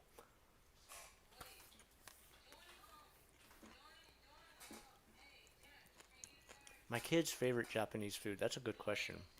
Maki, what would you say is your favorite Japanese food? Like ramen. Ramen? Okay. What type of ramen though? Miso ramen. Miso ramen. Miso ramen. You heard it here first. I mean, yeah, ramen's like incredible out there, of course. Um, what about Kenny? Do you know what Kenny's favorite is? Nah, I figured. Huh? Say it one more time. Oh, soba. Oh, yeah, you're totally right. How could I forget that? Yeah, Kenny will eat soba like all year long if he could. He'd eat it like every day, I think. That boy loves soba. I want to eat like a king during Mad Max, like the movie Mad Max. When I was in Japan, I got living small fish at a fish restaurant. Yeah, man, it's so fresh. It's like I didn't understand like what a difference that made until I ate it in Japan. Like I really was not a fan of fish at all back in America. Like I would rarely ever eat it. Like maybe like a tuna fish sandwich is about, every once in a while I go out to a nice restaurant and be like, oh, they have salmon on the menu, and I'd be like, oh, why did I order the salmon? And then, I was kind of hesitant at first. I was like, oh man, there's fish for everything in Japan. And then the first couple times you eat it, like you could even eat like 7-Eleven sushi, and you're like, oh my god, what the hell? This is incredible. Like yeah, like even like Family Mart or anything like that. I mean, oh man, it's so good. Yeah. And then they have sometimes like crazy stuff that you're like, yo, I would have never thought of this combination, like steak sushi, and you're like, what? That sounds ridiculous, but it's incredible. Spam sushi, spam sushi's so good. Gotta bounce. All right, man. Take it easy, dude. Thank you for coming by today, and you had some good questions and good feedback. I liked it. Thoughts, ideas, and what. Um, Mad Max, like the dollar collapses and even go. Oh, okay. So you meant okay, like Mad Max scenario. I got you. Oh, I've always had my plans for when we go totally Mad Max. Hopefully, my art skills are gonna keep me underneath the rule of a king who wants to be like paraded around with their, this guy conquered this. Here's a painting of it. This guy conquered this. Here's a statue of it. That's what I'll try to pawn off my skills. Caterpillar rolls with eel and avocado. Yeah, eel, right? Like you'd think, if someone told me to eat eel in America, I don't know, I'd be like, oh, eel. And then I got to Japan, and the first time I ate it, I didn't know it was eel, and I was like, what is this? This is incredible. And they're like, that's just eel. And I'm like, this is eel? Oh my god. Like eel with that sauce on it on top of like Japanese style rice, dude. Oh my god. I'm eating right now and it's still making me hungry to listen to myself say these things. Family Mart fried chicken. God damn. Have I talked about that before? The one time where like I went on a long walk with Sam, Tikio Sam, that every single Family Mart we passed, he got it. Every single time. He'd be like, hold on, just a second. And I'd have to wait like a couple of minutes and he'd go in and get another one. It was just like, as we walked, everyone we stopped by, he ate it. I had never eaten it yet, so I was just like, what the fuck, dude? Why is this guy stopping at every single one to eat one? And then I finally ate it one time when I was like, I'd forgotten my lunch at work, and I was like, oh my god, Family Mart chicken, like, it's so crazy good. The spicy one, too. Ugh. Unagi. Yeah, unagi. It's eel for you guys. Eel. Okay, tamago. Okay, I gotta stop you there. I don't like the tamago. I'm not a fan of cold egg. Cold scrambled egg. I can't take it, dude. I don't like it. Sorry. There's one thing maybe some people are kind of shocked, but I really don't like cold egg. I love eggs. I love to eat eggs. I love scrambled eggs. I love hard-boiled eggs. I love eggs sunny side up. But cold, like you make a scrambled egg, you make it into like a flat sheet of like scrambled egg like they do in Japan, and then they roll it up or they put it like in a sandwich or sometimes on top of sushi.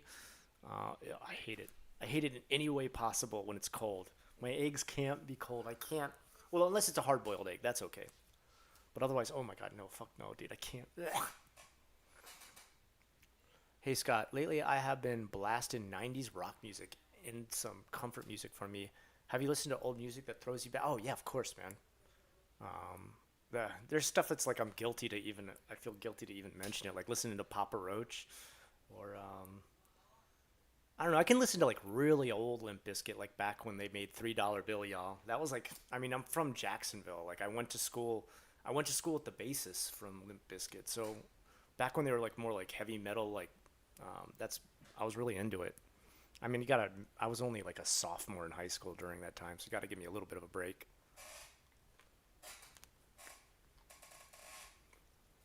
Okay, Meadow, thank you. I'm glad to hear I'm not alone in this. Like, I can't. There's something about like scrambled eggs cold. I don't like it. Hot, totally okay. I love it. Almond rice, um, scrambled eggs like with breakfast and toast. Hot, love it. Taking the scrambled egg sheet, and they do. They like lay it out like a sheet, and then cutting it up into slices and stacking it in a sandwich. Ugh. Or just like even putting it on top of cold rice and then dipping it in soy sauce is just like, ugh. I don't know. It's it's not so much a taste; it's like a texture thing. I can't take about it. I feel like I'm eating a sponge, like tokatsu too. Like it kind of tastes the same way. It's like a sponge. Blech. Raw white eggs. I don't think they eat it like that at all. Um, why would you be? Why would you be eating it like that? I don't know. Maybe like in a shake or something like that. A protein shake. Yeah. Limp pork and Lincoln biscuit. Yeah, those are the days, man. Oh man, yeah, I have a lot of good memories of like '90s music and stuff. Green Day, I can go back and listen to Green Day, Offspring. Um, there's probably a bunch. Even Smashing Pumpkins, going back to Siamese Dream. That was like the first CD I ever bought was Smashing Pumpkins' Siamese Dream. I think I was in seventh grade. I was like, "Yo, this is so heavy, dude." He screams kind of in the middle of this song.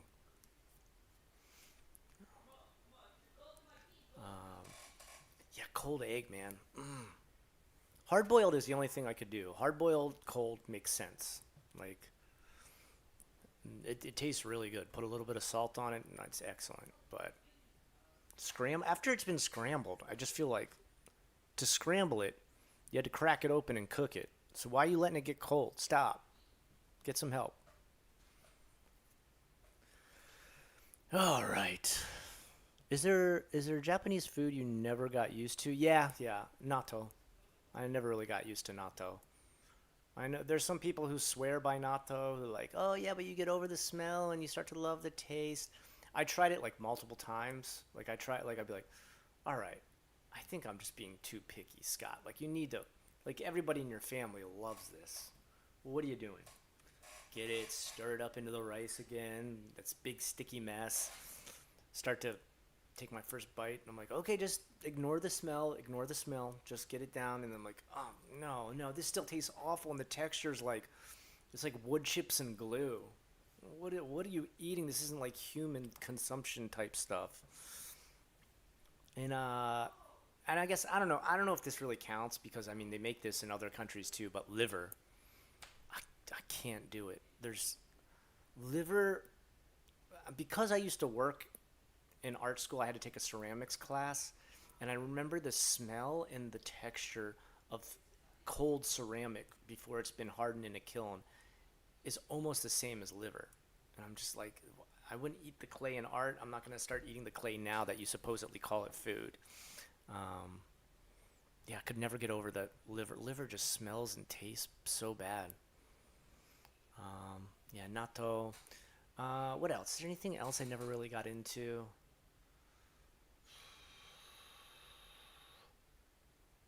Not really. There was stuff that took me a little while, like more sprouts, eating like a lot of Japanese sprouts. I eventually came to love that. Um, there's that one really sour vegetable. It took me a while to get used to that. I forget what it is.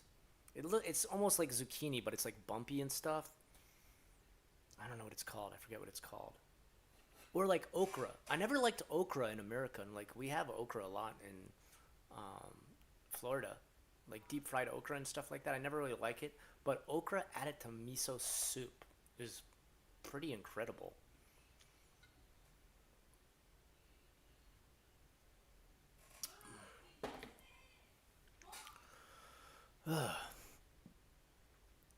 Liver is okay. It's pretty good on toast. Yeah, I guess maybe you spread it on something. Let's see. Is there anything else that like I just could never get over it? Like,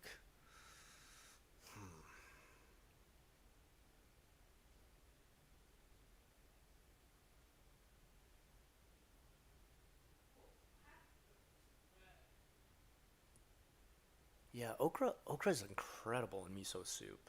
I don't know. There's some stuff that like surprised me that I was like, oh, I'll never like this, and then I eat it made with a Japanese dish, and I'm like, oh, this is perfect. Like I never was a big fan of tofu until I ate it in mabadofu, um, where it's like hamburger and this like ultra spicy sauce that'll like set your mouth on fire, and then big chunks of tofu in there too, and like the combination is just incredible. It's like this amazing balance of like way too salty meat mixed with like very like palate cleansing tofu, and it just gives it this like excellent balance. Um, Let me see. Anything else where I like finally? Oh, I know. Like I don't know. I forget what you call those noodles, but they're like clear noodles. Until it was added to shabu shabu, and then once I had it in shabu shabu, it's like a boiling pot of water. It's not that exciting, but you keep mixing more and more stuff into the pot. So like you usually start by adding what is it, cabbage? I want to say it's not cabbage. Yeah, it's cabbage, right? They put cabbage in there. Cabbage, um, um, ground chicken, mushrooms, and big shiitake mushrooms. Um, what else? You just put like a bunch of vegetables in there, and slowly, like, pieces start to break off from the different meats and vegetables and everything. And so then at the very end, you've got this like sort of mix of all these different ingredients that have been going in there to boil and pulled back out. No one eats directly out of it, right? Like no one uses the same chopsticks that they get the stuff out of and eat. So you're not like, gathering spit in this thing. It's just you're pulling the food out and then you keep bumping my mic. What's going on? And then you eat it from your own dishes. Usually mix it with like sesame seed sauce or there's one other one. I forget what the other sauce is. And it's incredible. It tastes really good. But what's left over, then to finish off the pot of shabu shabu, you usually throw in these clear noodles, which I totally forgot the name of. And they taste excellent after they've been mixed with that.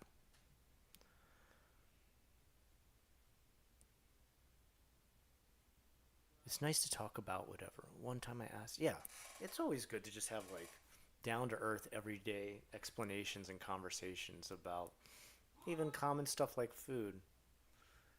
I like okra when I was younger, but it has a slimy consistency. Uh, that's what that's what mixing it. I know exactly what you mean. Like that used to gross me out too, but when I put it in the miso, it's like the heat of the miso kind of breaks up that slimy consistency, and that's I think what made it way more palatable to me. And just like the consistency of like the amount of sodium and stuff that is in miso that's very high, just brings out a ton of the flavor in the okra. Was there a Japanese custom slash habit that surprised your relatives in the U.S. the most?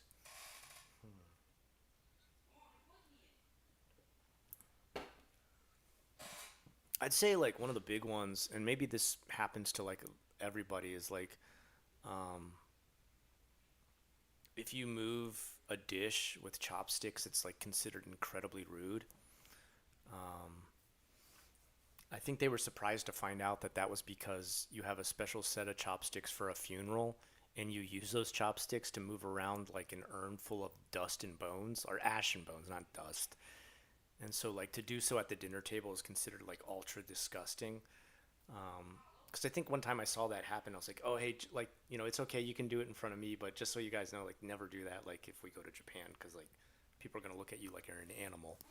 Um, and when I explained to them why, they're like, oh, wow, like, you collect the bones? Like, trying to explain to a person for the first time that the cremation process in Japan is done at a lower heat so that the bones are preserved and you can pick out your favorite bones. I think that kind of shocked a lot of people that they're like, what, you pick out your favorite bones?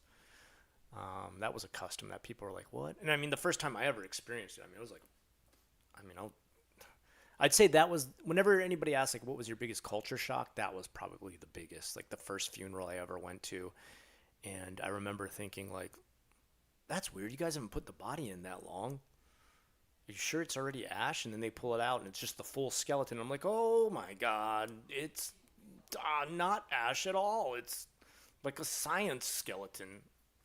What are we doing? And then they start to pick it apart with chopsticks, and I was like, what the fuck?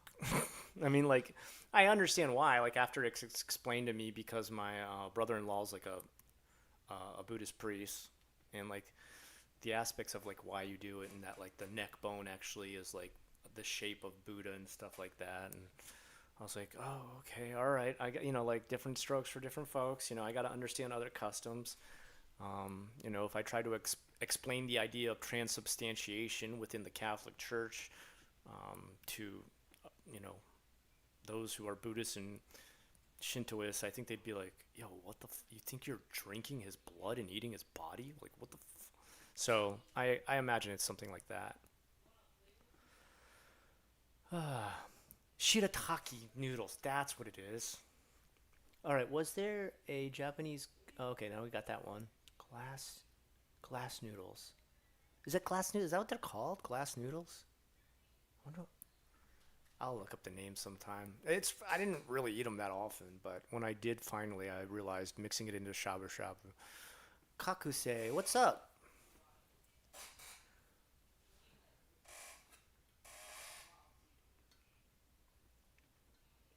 Oh man.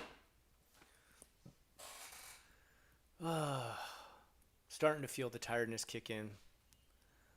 Yeah, views of different cultures. Yeah, yeah, yeah. It's just, it totally, any tradition or cultural thing they have going on has been around for like thousands of years more than anything I've had in America. So I always felt like it would be really impolite for me to ever say like, "Oh, this is really weird to me." Like, it's like, well, guess what? We've been doing this a lot longer than anything you've been doing as a custom in America. So shut up. No, I mean most of it's really beautiful, especially like when you learn the reasoning behind it and everything like that. It's usually got like beautiful folklore or maybe even some religious aspect to it that's still practiced to this day, and you're like, oh, okay, now it totally makes sense. Like the simple explanation of taking off your shoes when you go inside. Like I always just thought like, oh, you don't want to make the house dirty, right? Or like it's to show respect or fealty, like back during the days of like, you know, um, Edo era and stuff like that. But when it was explained to me, they're just like, no, we take our shoes off because they've touched the place people are buried, the dirt. And it's like, oh, yeah, you don't want to bring death into the house. I never thought of that. That's true. We do all get buried in dirt. I mean, you don't want to bring dirt in for other reasons too, but thinking of it like that, it's like a separation of the celebration of life within the house of the family and casting away, the very grim and dark aspects of the fact that dirt does indeed keep all the dead people. When it was explained to me like that, I was like, oh, God, it totally makes sense. Yeah, of course. My biggest culture shock was just being able to buy normal stick deodorant anywhere in Japan and finding out it just doesn't. Yeah. Costco. Costco's the only place that got it that I've seen. I always would buy it from there and have it seized. Spend $50 to mail it back from home. If you bring the bar though, like if you just bring the deodorant bar, nobody's gonna bother you. Yeah, shirataki noodles. You're totally right. I totally just couldn't remember the name. Um, yeah, yeah. I don't know. Other than that, I mean, I don't think you run into anything else that's super shocking. Trying to think. Is there anything else where I explained it to other people and they're like, "What? Okay, maybe." Uh,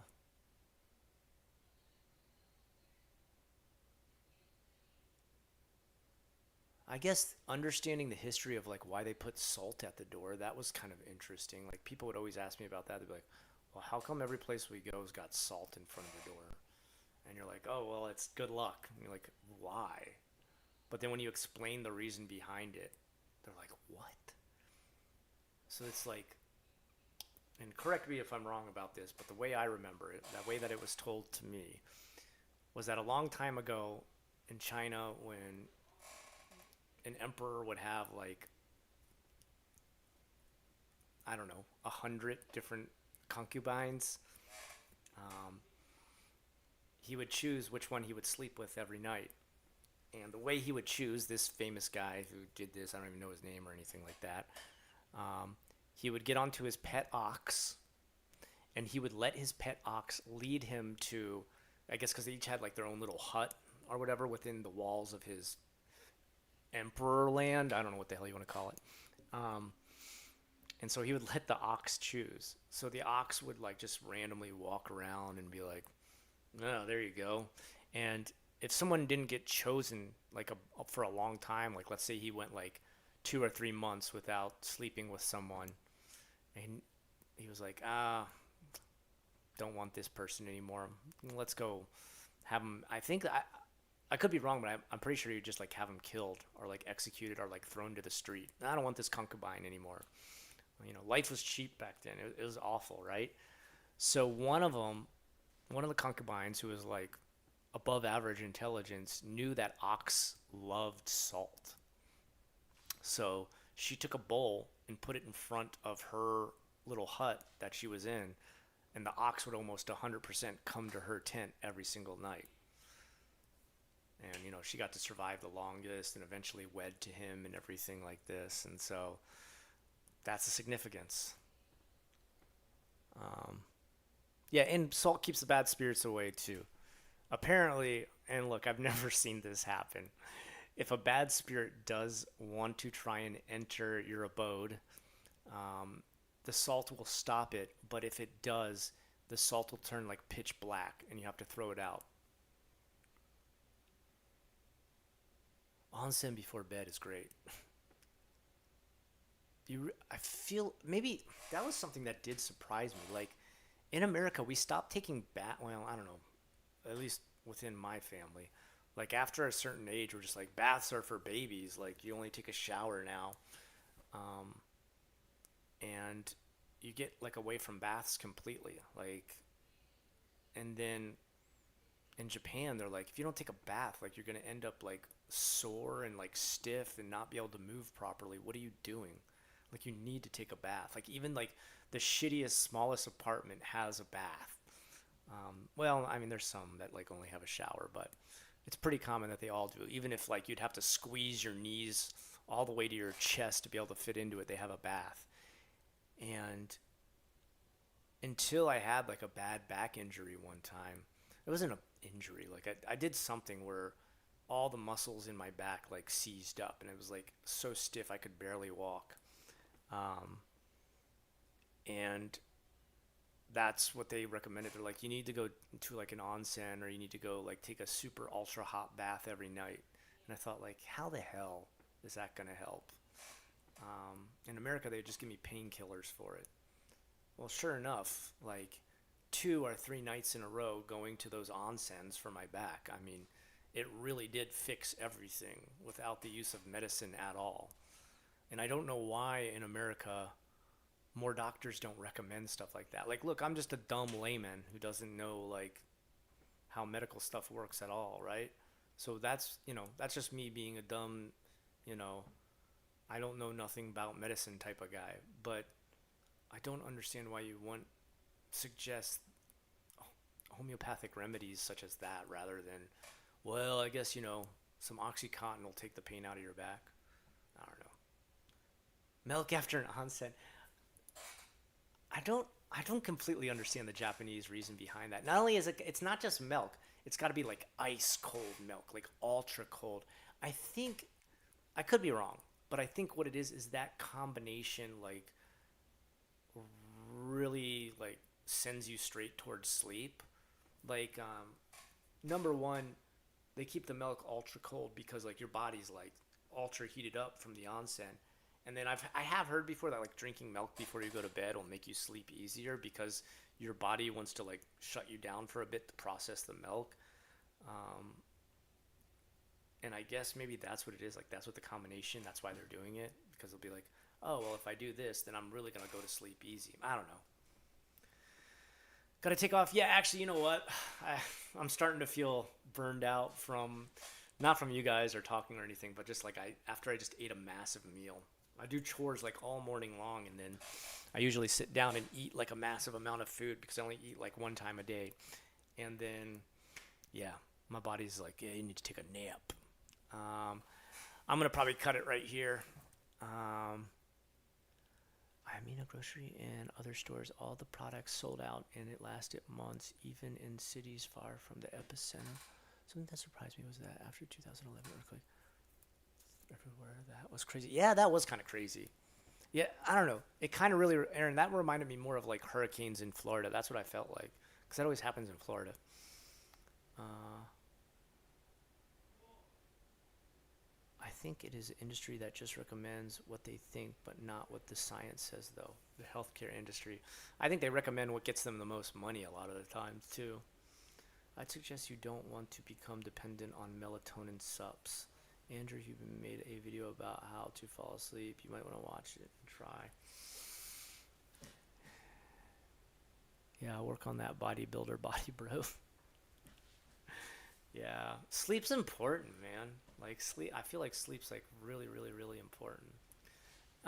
Anyway, I love you guys. It's great being back online, chatting with you guys again, catching up with you all. Next time I'm on, you guys got to give me a little bit about what you did over the summer. I'd love to hear some of your stories and stuff. So next time I'm on here, let's do that, dude. It's so nice to be back on, though. It's just, feels like home. Feels like home because I guess it's in my house and.